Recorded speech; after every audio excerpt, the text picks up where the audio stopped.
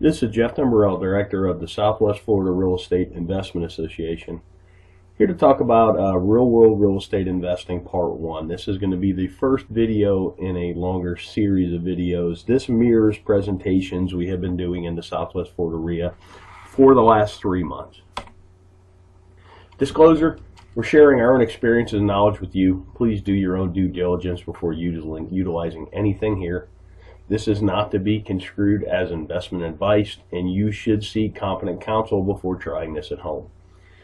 In the past 3 years, we've assisted and advised and had ownership interests in several private equity entities that employed over $14 million in capital in the Florida market, which gave us not only unique insight as to the amount of business we've done, it also gave us some great insight into how institutionalized investors employ capital.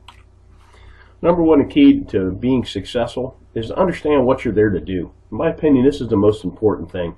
There's so many people running around the world. There's a lot of people wanting to run around and try and do real estate investing.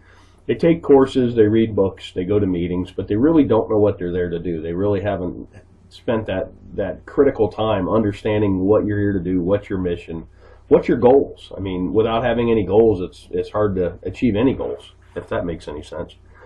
From our experience, the clearer the plan you have, you will be able to operate with a margin of safety. And that's the key word in this business, a margin of safety, because the ones that survive, last, and grow true wealth are the ones that don't make mistakes or make mistakes that you can recover from.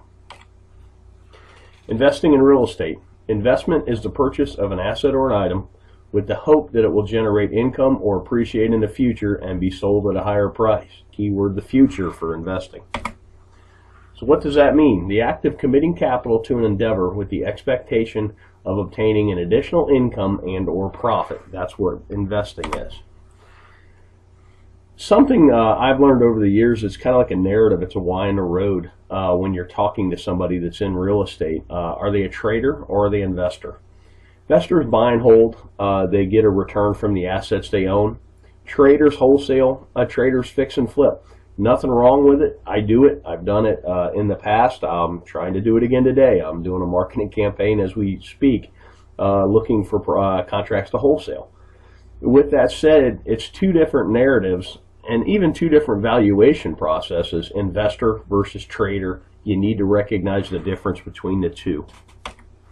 Basic questions for an investor. How much capital are you employing? What's your desired rate of return? When are you going to need this capital back?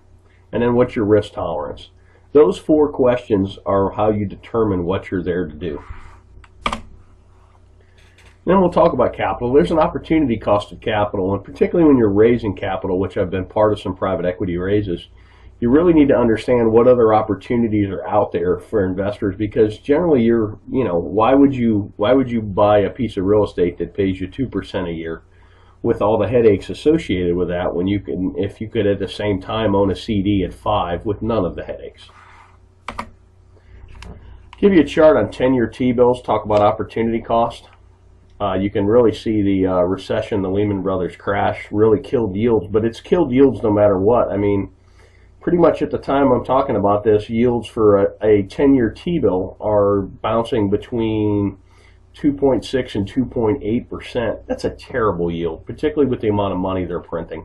And you go back 10 years, and this is why investment real estate has become so popular, because it's one of the few places you can get a yield.